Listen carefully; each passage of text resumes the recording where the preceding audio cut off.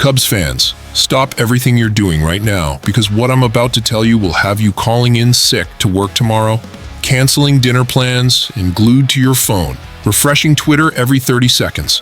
The baseball gods are smiling down on Wrigleyville, and we are living through the most electrifying, soul-stirring, championship-defining moment in Cubs baseball since that magical November night in 2016 when we broke the curse.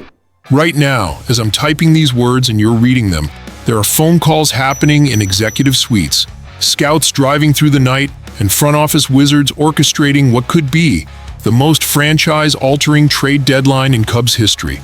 We're talking about moves so bold, so brilliant, so perfectly timed that they make Theo Epstein's 2016 masterpiece look like spring training warm-ups. Picture this: an ace pitcher whose win-loss record tells lies about his dominance, a Gold Glove wizard who could anchor our hot corner for years to come, and a draft strategy so perfectly aligned with our championship window that it feels like destiny itself is wearing Cubs blue. But here's the kicker that's got my heart racing faster than JV Baez stealing home. It's all connected to one NL Central rival who's about to become either our greatest trade partner or the team that handed us the keys to October glory. You think you felt Cubs drama before? You think your nerves were tested during that rain delay in Game 7? Well, Cubs fans, buckle up, because what's happening behind closed doors right now, what's being discussed in hushed tones in corporate offices from Chicago to Pittsburgh, makes that World Series look like a leisurely Sunday afternoon at Wrigley. We're sitting pretty at 49-34, leading our division, like the champions we were born to be. But that's just the appetizer. The main course is what Jed Hoyer and his team have been cooking up for over a week now. Serious, and I mean serious. Trade negotiations that have executives losing sleep, agents working overtime, and Cubs fans about to witness the kind of deadline magic that legends are made of. I'm talking about conversations that started as whispers and have escalated to the kind of high-stakes poker that would make Casino Royale jealous.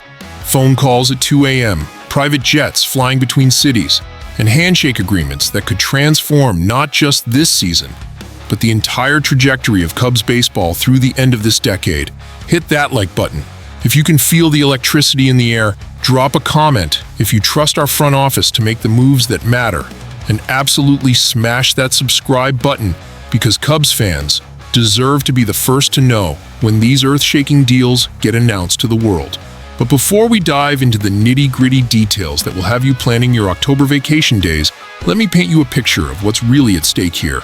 We lost Justin Steele to Tommy John surgery, and while that could have been a season-ending blow, it's actually opened the door for something even more beautiful: the chance to upgrade our rotation with a proven commodity who's been flying under the radar while playing for a team that couldn't score runs in a pinball machine. The future of Cubs baseball is being written right now, Cubs fans, and you're about to find out why the next few weeks could be remembered as the moment when everything changed, when good became great, and when great became legendary.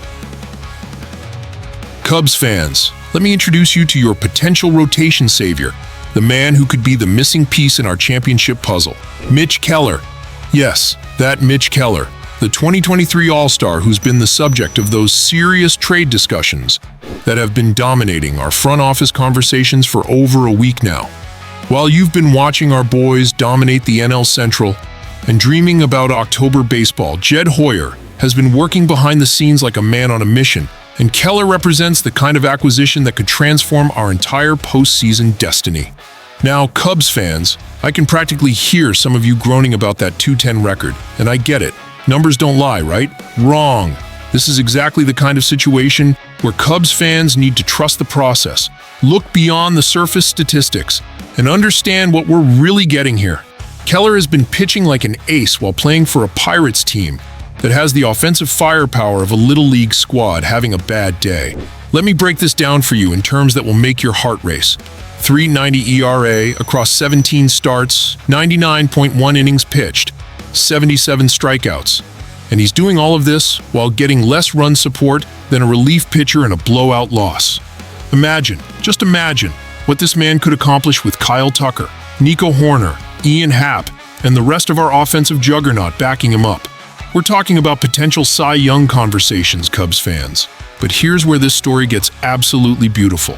Where the chess moves our front office has been making start to reveal their genius.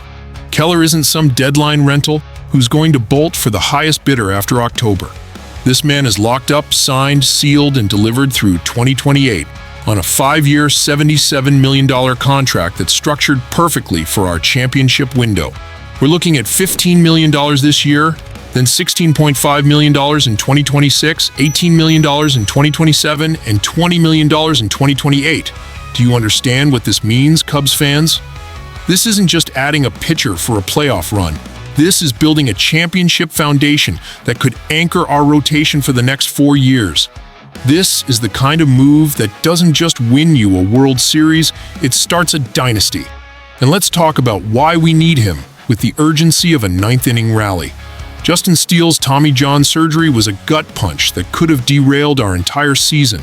But sometimes the baseball gods work in mysterious ways. Steele's injury opened up the opportunity for us to potentially upgrade our rotation with a proven commodity, an all-star caliber arm who's been battle-tested in high-pressure situations. Shota Imanaga is back from his hamstring injury, and he's been brilliant for us. But October baseball is a different beast entirely. You need depth. You need that 4th and 5th starter who can step up when the lights are brightest, when 40,000 Cubs fans are on their feet, when the margin for error is thinner than ivy on the outfield wall. Picture this scene, Cubs fans, and tell me it doesn't give you goosebumps. Game 4 of the NLCS, Wrigley Field electric with playoff atmosphere, and Mitch Keller taking the mound wearing Cubs blue. Knowing that we've got a former All-Star who's been in these moments before, who understands what it takes to perform when everything is on the line. The Pirates are in full rebuild mode, looking to shed payroll and collect prospects, which means they're practically gift-wrapping this opportunity for us. Their loss could be our championship gain, and the timing couldn't be more perfect for what we're trying to accomplish. But Cubs fans, if you think Mitch Keller is the only name being discussed in these high-stakes negotiations, you're in for the surprise of your baseball-loving lives. Hold on to your rally caps, Cubs fans, because while Jed Hoyer has been orchestrating these mind-blowing negotiations for our potential ace, he's simultaneously been working on another piece of this championship puzzle that's going to make you believe in front office magic all over again. We're not just talking about adding one impact player. We're talking about a potential package deal that could include Ke'Bryan Hayes, the 2023 Gold Glove Award winner, who could solve our third base situation and give us the kind of defensive stability that championship teams are built on.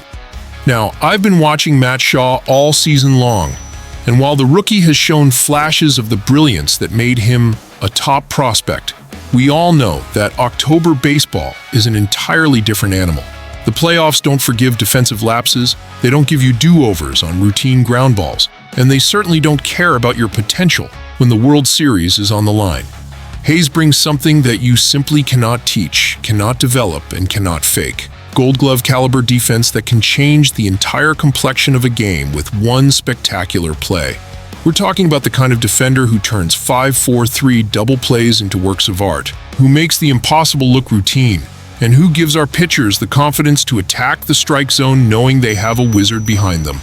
But Cubs fans, here's where this story gets even more incredible, where the long-term vision of our organization starts to reveal itself in ways that will have you dreaming about sustained excellence for years to come.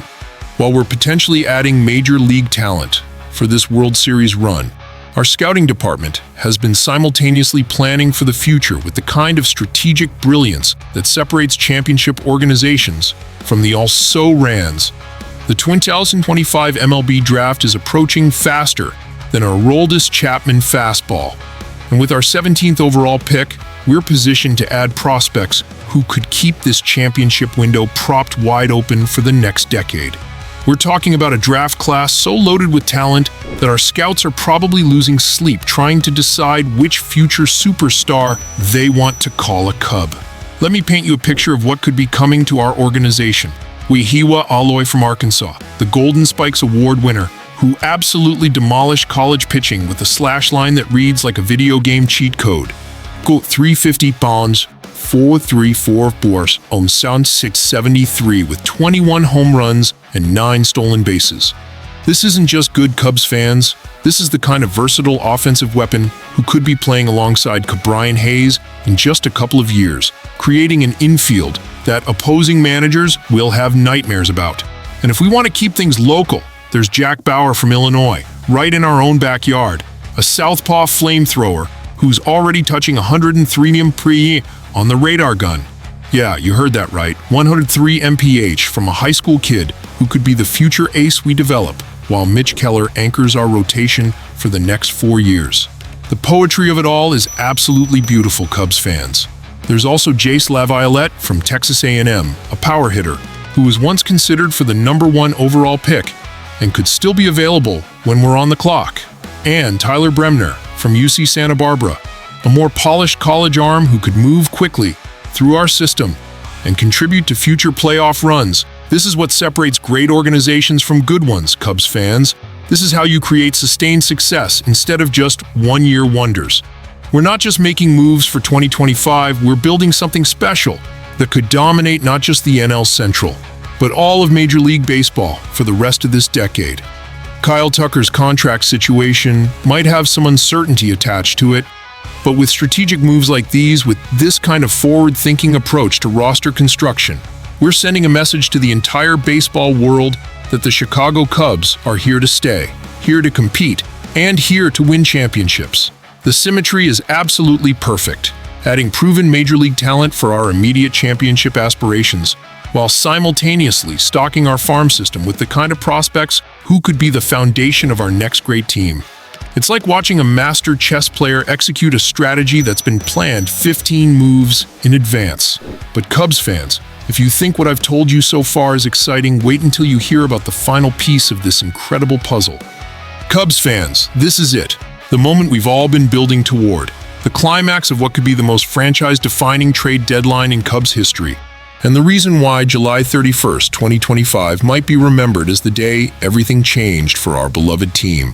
Those serious trade talks with Pittsburgh that have been dominating headlines and keeping front office executives awake at night, they're not just serious anymore.